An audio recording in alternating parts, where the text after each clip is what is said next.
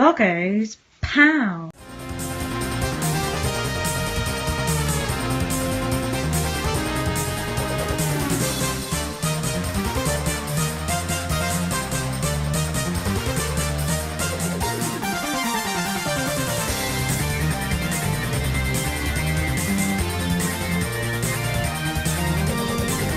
It's time to look at some Konami games that have been converted to the Commodore 64.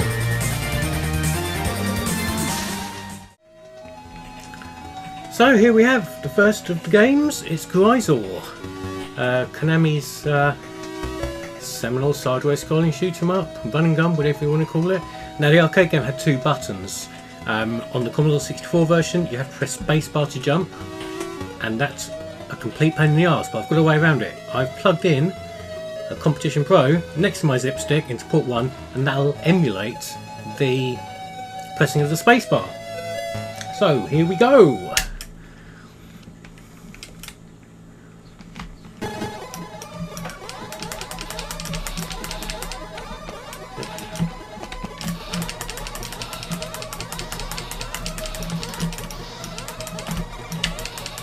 Spread shot. I didn't want to die, did it? So it looks a bit like Gryza War, doesn't it? Contra, whatever you want to call it. But it's not really. It's a bit lacking, isn't it? And one thing that's already apparent is the music is the tunnel music from the arcade game, not the music from Stage 1, that iconic music from Stage 1. So that's a bit of a strange thing. Again, sorry about the clickiness of the zip stick, but it is my go-to joystick of choice when playing Commodore 64 games.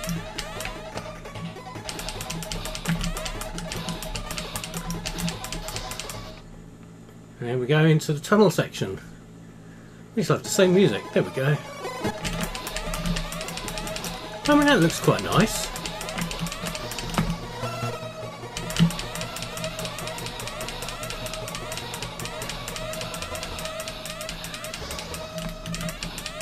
The layout's not quite right.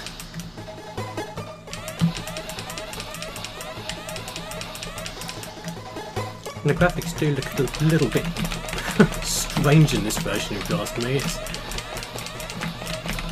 Commodore 64 could do better than this in terms of graphics, and that way that guy was walking is very strange. So first boss, oh, this is very squashed. Oh god, and he's killing my hands. Having to play this on a tabletop with it, because I need both joysticks at the same time. Oh, I'm just going to hold it and drop the other joystick. I don't care.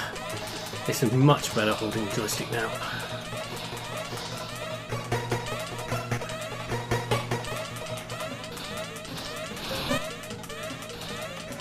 The bullets make funny noises as well. It's like it's screaming.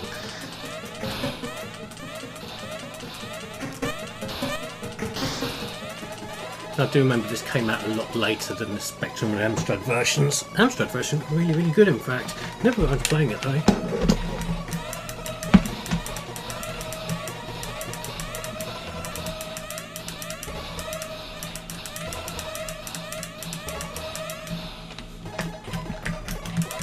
This is the upward scrolling level. Oh damn, I'm dead already.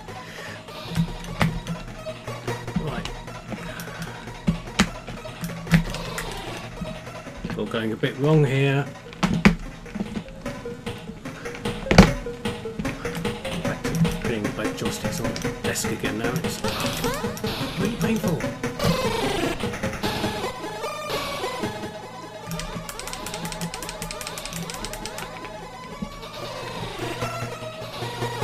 Yeah, this isn't going very well, is it?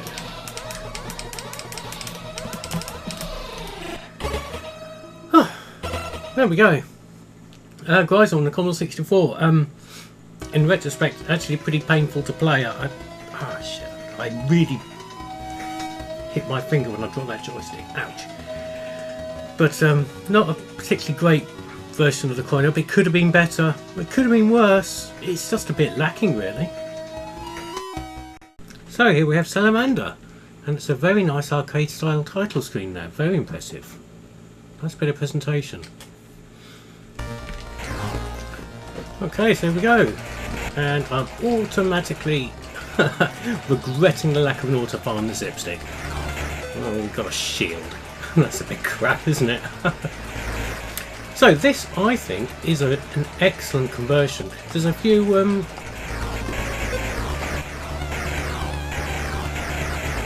you know, caveats here. There's a few bits missing, which I'll point out as I go along, because I know this arcade game very, very well. Okay. Music's nice and good as well. It's a accurate version of the arcade game's music. It's a little bit repetitive.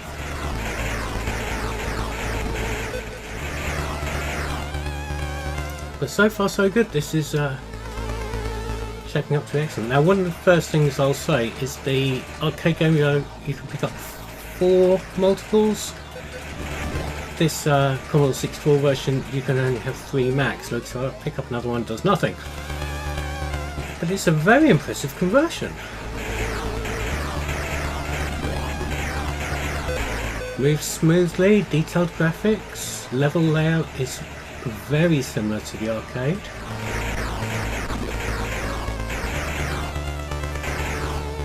Shield's a little different, but we'll level off that.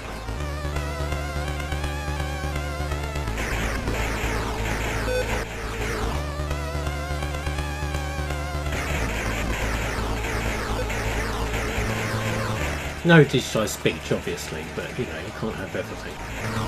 Now, one thing I will say about this conversion, it is missing 2 levels. It's missing level 4 and level 5 of the arcade game.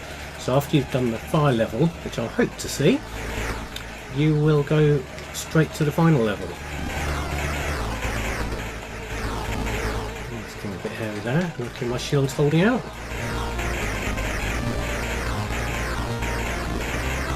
The music's looped.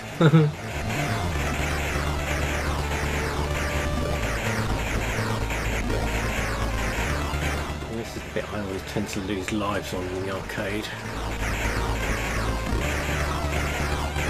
Because these fleshy gooey bits grow back. I found out I can press the fire button and hold it down now for rapid fire, so you know, cuts out on the clicking, doesn't it?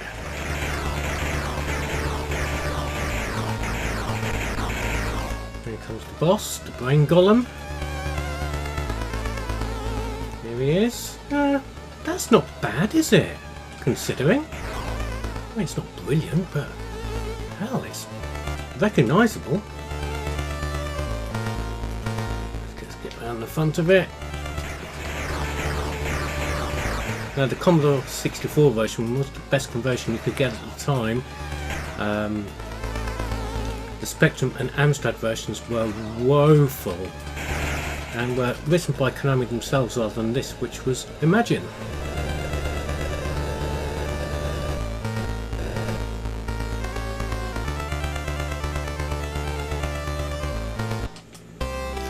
So onto the second stage. Now this is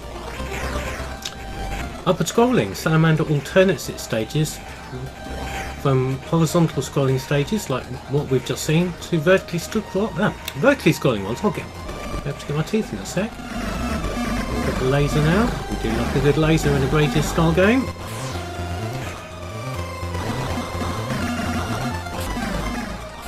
Again, it's very, very good. Very close to the arcade original. Let's see if it's got the epileptic fit monster in a moment.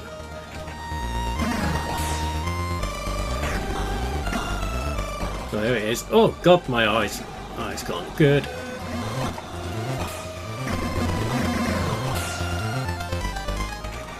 Yes, this is an excellent conversion. It does show what the Commodore 64 can do when it's programmed properly.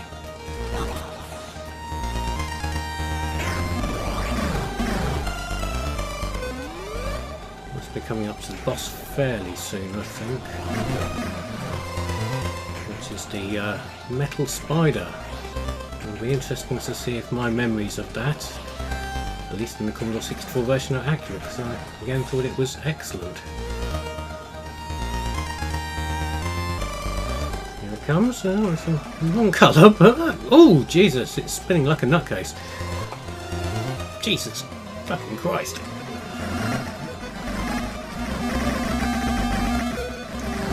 But again, it's moving really fast, but it really does look like the arcade game's boss as well. It's very impressive. Well, go to the right. Okay, we're on to the third stage. And some reason I managed gone down to only 2 multiples. It's strange, and I can't pick up any more. Oh, how weird. This is one of the prettiest stages in shoot 'em up history, and I do believe the Commodore 64 version does it proud as well. Absolutely excellent.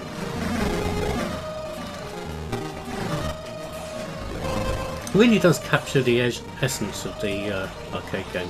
Now, one thing again I'll point out, one of the differences here, this is actually the music from the 4th stage of the arcade game rather than the 3rd, and then when you get to the last stage I was talking about earlier, it actually plays the 3rd stage arcade game music. So got the stage's music mixed up there, but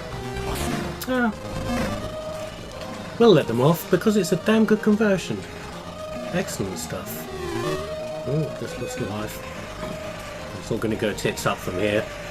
Simply because I always die. See what I mean? I die on this bit of the game. One life left and 1 multiple. Oh, I appear to have an infinite large cheat on. Oh well. I'm not going to play much longer, but just say this is a fantastic conversion. Now, warning, if you're playing this on an SD card thingy from Future's 8-bit, there's about 6 different versions of this, and I had incredible trouble getting any of them to work, and finally I did. Just being met by the blocky dragon from Legoland. Right, on to Green Beret. So let's get this going. That always makes me laugh, the animation of those guys and the music. Okay, so quite chunky sprites. Now, remember what I said about Gryza War? Green Beret is the same. You press the space bar to fire a special weapon. So I've again rigged up a second joystick. Oh, I just got shot. Oh dear. Rigged up a second joystick to act as the space bar.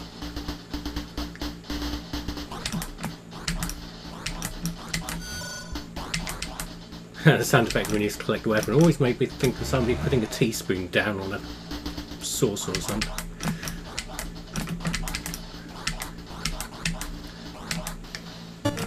Oh god, that was tough.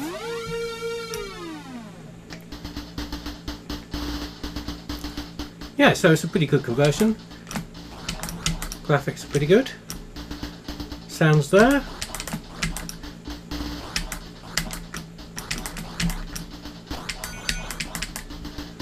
See if we can at least make the first level.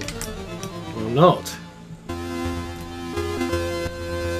Oh, there we go. Yeah. Green Beret on the Commodore 64. Right, so skipping along a bit now. Getting a bit further.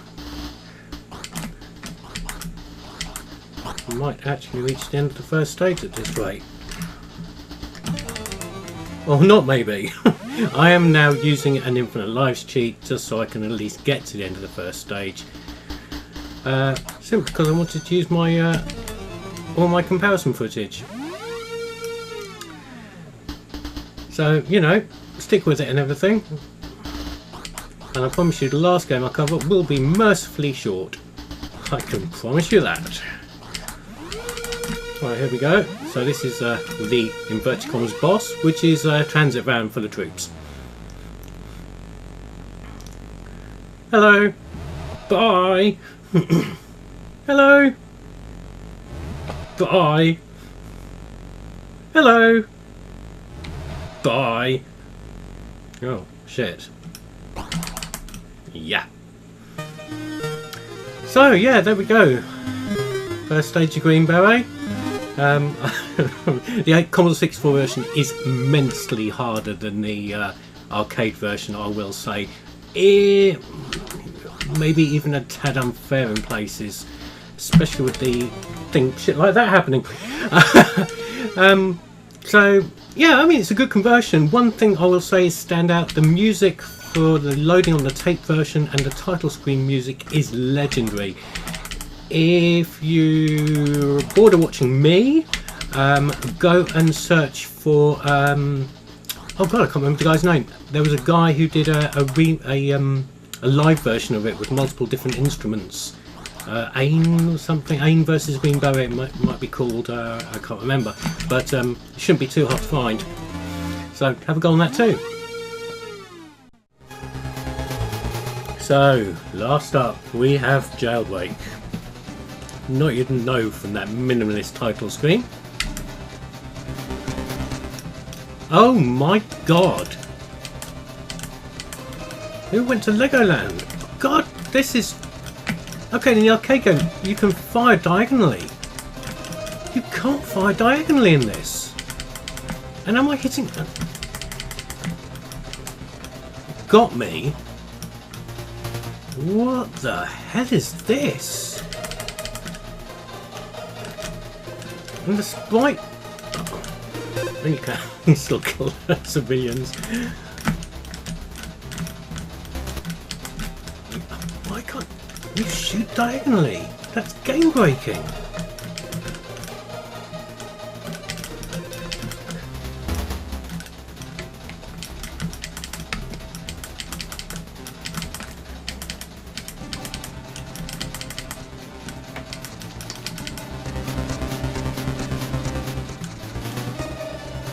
Oh, Jesus. And bullets. Look at them when they go past the scenery. They... Oh my lord, this is dreadful. I've never played this before. In case you're wondering, I really didn't know this was this abysmal. I knew this was going to be a short one, but oh my, this is painful to play. Got me again. That is shocking.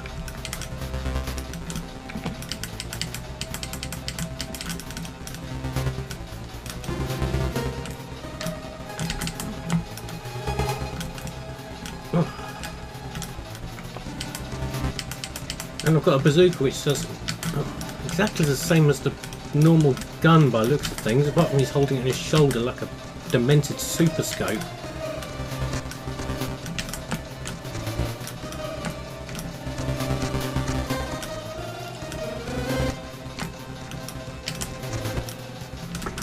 This is...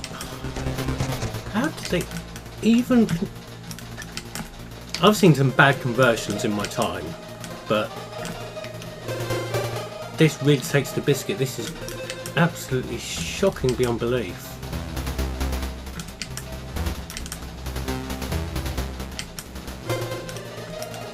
I mean, that